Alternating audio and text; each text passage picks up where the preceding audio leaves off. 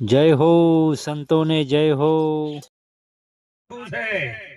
એટલે મહાપુરુષો કે છે જીવતા મા બાપ ની ભેળા તમે બેસી લેજો, મર્યા પછી તમે થાળ લઈને બેસો તોય શું થાય?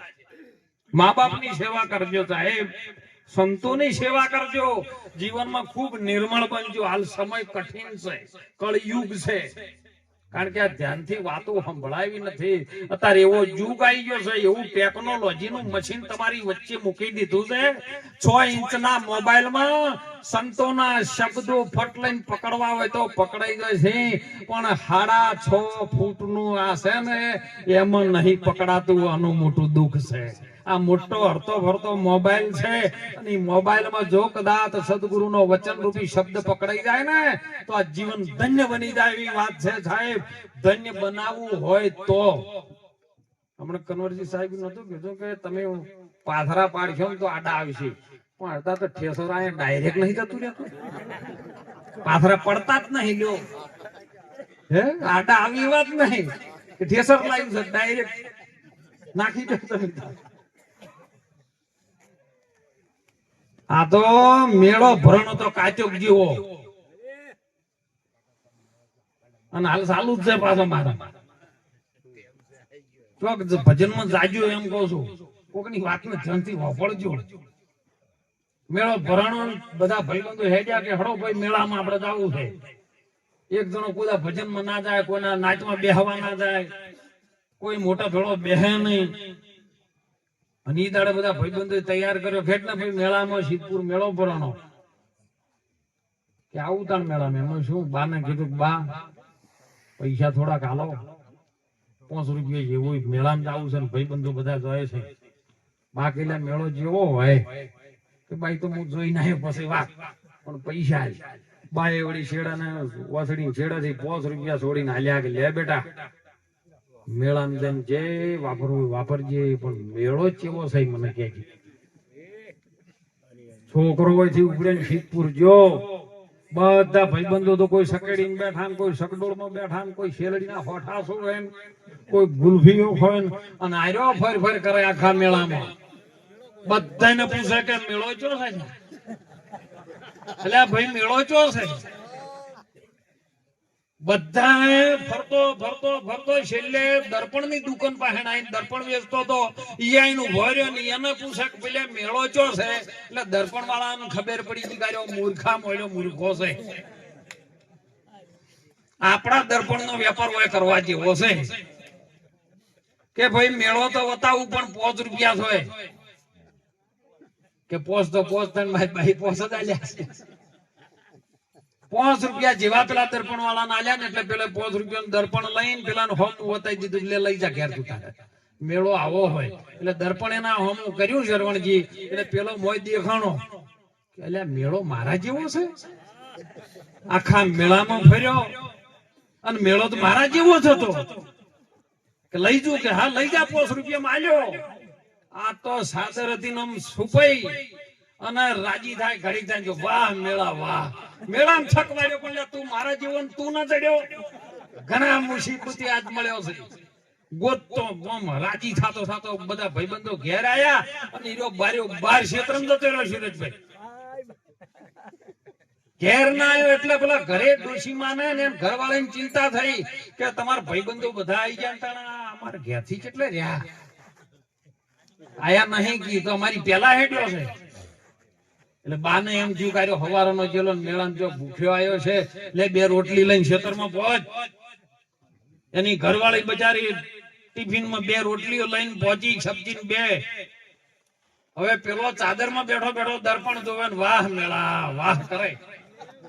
અને પેલા શેઠ એક ક્ષેત્રમાં શેઠી હતી ને એની ઘરવાળીની નજર પડી કે મારો ઘરવાળો કોક લાયો છે મેળામાંથી.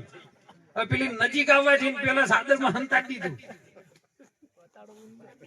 બરાબર નજીક આવીને મેળવી ગણે કે મેળામાંથી શું લાયા કે કોઈ લાયો ના કે કોક તો લાયા છો, પણ એમ કરો તમે જમી લ્યો ભૂસ્યા હશો. જો હાથ ધોયા હોય પેલી બાજુ પેલો હાથ ધોવા ઉભો છે ને પેલી ચાદરમાંથી દર્પણ પેલી ખેંચી લીધું. ખેંચી આમ કરીને આમ જોયું. હવે જિંદગીમાં કોઈ દાડા મેળાને ગયેલી નહીં અને મેળો જોયેલો નહીં, કોઈ દુનિયામાં ફરેલી નહીં. અને એને જેવું દર્પણ આમ જોયું તો એનો ચહેરો દર્પણમાં એના જેવો જ હોય ને. અને રાડ પાડવાનું ચાલુ કર્યું દર્પણ માંથી, એ તમે મેળામાં ગયા તા ને આવું શું લાયા, મારા જેવી બીજી ચમ લાયા. ઝઘડો ચાલુ થયો, ટિફિન ઉડવા માંડ્યો અને ટિફિન ઉછેડીને ખાલી લઈને દોડીને ડોશીમાના ઘેર આવી માના પગમ ટિફિન પછાડ્યું. બા તમારા છોકરાને સમજાવો, મારામાં શું ખોમી હતી, તમારો છોકરો તો મારા જેવી બીજી લાયો છે મેળામાંથી. બા કે એવું હોય જ નહીં, બતાય તું. ડોશીમાના દર્પણ બતાવ્યું. ડોશીમા ચાચીલા ને હોમણનો નેહાકો પડ્યો. અરે લાઈ કે શું મારા જેવી કઈડી ચોક જાજો. આ દ્રષ્ટાંત સિદ્ધાંતમાં લાવવા માંગે છે. ચોક જાજો, જોણજો અને એનો અનુભવ કરજો સાહેબ. દર્પણ એ આઈનો છે. ગુરુ મહારાજ આ સંતો છે ને એ દર્પણ રૂપી છે. તમે જેવા છો એવા તમને બતાવવા માંગે છે. તમે કેવા છો, તમે તમને મોનો એવા છો. તમારી અંદર બેઠેલો આત્મા કોઈ એનું રૂપ નથી થાય, પણ તમે જેવું રૂપ દાખલ કરો એવું એનું સ્વરૂપ થાય નહીં. અને ઈ મહાપુરુષો વર્તી જે કઈડી છે તમારી વર્તીઓ છે, બાર ભમતી અડે ને વળતી લાવો. એ વીરા મારા કાઢી નાખો કલશણ, કેવળ કરી લ્યો કાયા. એ તારી ફરતી વર્તીને પાછી ઘેર લાવો મારા વીરા. સેવી લ્યો સદગુરુ હાચા મારા મુક્તિના દાતા. એક જ વિશ્વમાં મુક્તિ અલાઈ શકે છે, એ છે સદગુરુ. અને સદગુરુ તમારી અંદર બેઠેલો છે. જરૂર કે બેસીને તમાશા જોઈ રહ્યો છે. મહાપુરુષો બહુ ચેતન કરે છે. બીજે ગોતવા જાહો તારો જડે એવો, અને જાતે ગોતવા જાહો તોય જડે એવો નહીં હો. અને એટલે મહાપુરુષો કે કેવલ આપણે આયા છે ને ધરતી પર, એ બાના ગર્ભમાં બોલ કર્યો.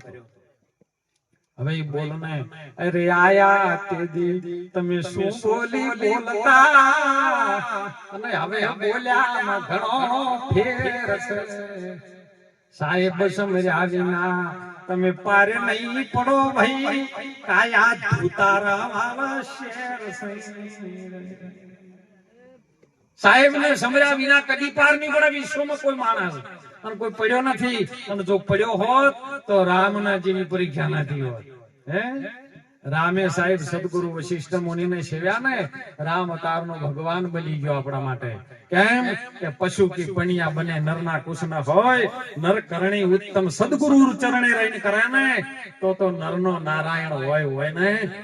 કૃષ્ણજીએ દુર્વાસા મુનિ પાસે જ્યારે પ્રતિજ્ઞા લીધી સાહેબ, જો એ વખત નાના હતા ને ત્યાં સાંદીપની ઋષિના આશ્રમમાં સુદામાને બધા ભણતા, અને એવી વિદ્યા પ્રાપ્ત કરી. એ સમયની અંદર એવું હતું શ્રવણજી, જ્યારે તમે સદગુરુ ચરણે રહીને જો ને, એટલે સદગુરુ મહારાજ તમને બધી ટ્રેનિંગ આપતા. લાકડાની ભારી લેવા મોકલે, ગાયોને ઘાસ ચારો લેવા મોકલે, ગાયોનું સોણ ઉપડાવી, ગાયો દોરાવી, ભેંસો નવરાવાની, રસોઈ પકાવવાની, આવું બધું ટ્રેનિંગ પૂરેપૂરી થઈ જાય ને પછી કે જો હવે રાજમાં રાજ કરો. કોઈને એમ નતા કહેતા ઘેટ મુએ તને ચેલો બનાવી ને આવી જાય સ્ટેજ ઉપર. નહીં કોઈને કીધું સાહેબ. આ તો ગુરુ ઘણા થઈ ગયા છે, તમે શું કેવું કહો. ચાદર મળી હોય તો બેહું, ના મળી હોય તો બેહી જાઓ. મજા આવી છે નું ફેર. તમારું કરેલું તમને આડું આવશે. બહુ ગુરુ ચરણે ભક્તિ કરજો સાહેબ. મારો તો કહેવાનો ભાવ છે, હું તો બધાને હાથ જોડીને વિનંતી કરું છું કે તમારે મને બોલાવજો, ના બોલાવો તો આ સંતોના આશીર્વાદ મારા પર ગણાય છે. પણ સાચું કરજો. સદારામ બાપા આપણા ટોંકમાં કહેતા સાહેબ કે થોડું કરજો પણ ઠીક કરજો. તો બોલો આપણે એના વચનને કેટલું આપણે પાલન કરીએ છીએ આપણને ખબર પડે છે. અને આપણે જો સુધી નહીં વર્તીએ ને તો ત્યારે વાતનો મેળ નહીં આવે. અને ગોર મહારાજ ફેરા ફેરવી ત્યાં શું કીધું તાંકો સમય વર્તે સાવધાન કણ થવાનું કહો. ગોર મહારાજ ને કે પેલા ફેરા ફરતા ગોર મહારાજ તો સાવધાન જ જાય. તો ઘડી વાર ફેરા ફેરીને દક્ષિણા લઈને જતો રહે. પેલન કે છે તમે સાવધાન થઈ જાય ને કે ડખાશે રોજ. અને જો સાવધાન થઈ જાય તો બેડો પાર થાય. અરે જોવો હરિચંદ્ર ને તારામાંથી સાવધાન થઈ ગયા ગુરુ મહારાજ આયા એટલે એક અસ્તને ટપાવો. શેઠ સંગાળશા ચંદ્રાવતી સાવધાન થઈ ગયા ગુરુ મહારાજ વગણે આયા. શિબિરાજા મહાસત્વાદીને રહેતા જયો ધ્યાનમાં. દેવસભામાં જેની વાતો ચાલી છે આ તો શિબી સમવમ નહીં કોઈ. ઇન્દ્ર કહે એના પારખા લેવા હાચા સતવાદી મારે જોવા. અને જો હારે નહીં ભક્તિ માટે તો એ માગે વિશ્વામિત્ર તૈયાર કર્યા. કારણ કે એનું બધું નતું ચાલે એવું. ઋષિને તૈયાર કર્યા છે. જો હોય ઇન્દ્ર રાજા હતો ને રાજા પરીક્ષા ન લઈ શકે. રાજા રૈયતનું રક્ષણ કરી શકે, પરીક્ષા ન લઈ શકે. એટલે ઋષિ મુનિ વિશ્વામિત્રને તૈયાર કર્યા કે તમે જો વિશ્વામિત્રને કે તમે જો એની પરીક્ષા લ્યો હાથો છે ખોટો તો કે એના માટે તારે કોક તો કરવું પડે ને જોડે. તો અગ્નિદેવને ઓલો બનાય ને ઇન્દ્ર પોતે બન્યો છે બાજ. આકાશ માર્ગે ઉડવા લાગ્યા. જો હતો શિબીનો રાજ આઈન ખોળામાં બેઠો છે અને શિબી કહે એ ઓલો કહે શિબી રાજા મને બચાવો આવે પાછળ કાળ મારો. જો એ આઈન મને મારશે તો હોય પ્રાણ જાશે અને પ્રાણની હત્યા તને લાગશે તારે નરક ભોગવવું પડશે. અને એટલું કહેતા કહેતા તો બાજ પાછળ આવ્યો તો હાથ તારેથી હું ભૂખ્યો પડું છું. આ શિકાર મારો છે મને હાલ દો નહીતર ભૂખે મરીનો પ્રાણ દઈશ અને પ્રાણનું પાપ તારા ઉપર લાગશે. સીધી તારે નરક ભોગવવું પડશે. બે બાજુ ફસાણો ધર્મ સંકટ આવ્યું છે. આપડે તો મજા છે લાડવા આવશે નો ગોઠી આવે ચા આવે તોય કળ કરીને નહીં બેહા. તો બોલો પેલા તો ધર્મ સંકટ આવ્યું. એક બાજુ હાલવાનું ને એક બાજુ કે ના હાલવું.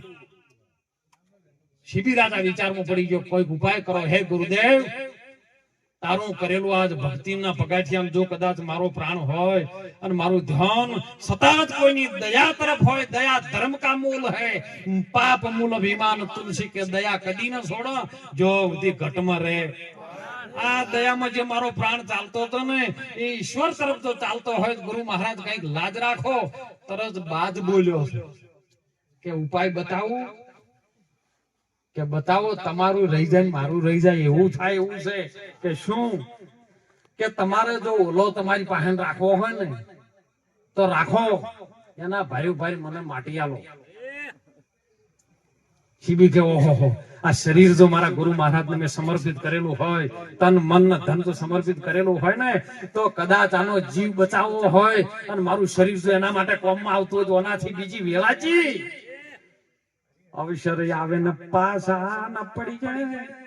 એ કયા થાય કુરબાન મેરા માન માધા નાખે કે લયો અમર સોસત ના નાખે.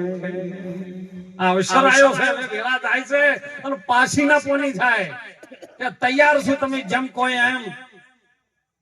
દેવલોકમાંથી ઇન્દ્રના તાજને કોટર મંગાયા છે. મંગાય જયારે તોલવા લાગ્યા ને એક સાબલામાં ઓલાન રાખ્યો ને બીજા સાબલામાં માટી નાખવાનું ચાલુ કર્યું. જેમ જેમ શિબી રાજા માટી નાખે એમાં ઓલો સાબ હેઠી નાખે. વિચાર નહીં થતો કે આવડો ઓલો છે ને આટલી બધી માટી નાખો વજન ચમ નહીં થતો હોય. પણ એ કળી ગયો. એના ગુરુ મહારાજ નું ધ્યાન સતત ચાલતું ને કળી ગયો કે આ ઓલા ભર્યું પર માટી નાખો નહીં તોડાતું. આ ઓલો ના હોવો જોઈએ. એ આખરી જ્યારે શીશ કાપવા વર્તાયો હાહાકાર. વિશ્વામિત્ર પ્રસન્ન થયા ત્યો, ઇન્દ્ર રાજા પ્રસન્ન થયા ત્યો, અગ્નિદેવ ત્યો પ્રસન્ન થયા. માગે શિબી રાજા માગે તે આપ્યું સત્યવાદી ખરો છે તો તાને શિબી રાજા માજી શું માગ્યું કે આવી પરીક્ષા અમારી કરી આગળ આવે કળિયુગ ભારે બીજા કોઈની ના કરતા લોકો જાશે સતને હારી. સાહેબ સત્યનો પારખ લીધો ને જયારે પ્રસન્ન થયા ને એમ કોકને પ્રસન્ન કરવો હોય. હું તો કહું સિગોતરમાં પ્રસન્ન કરવો હોય તો તમારે દીવો અગરબત્તી ઈ પ્રમાણે કરવી પડે.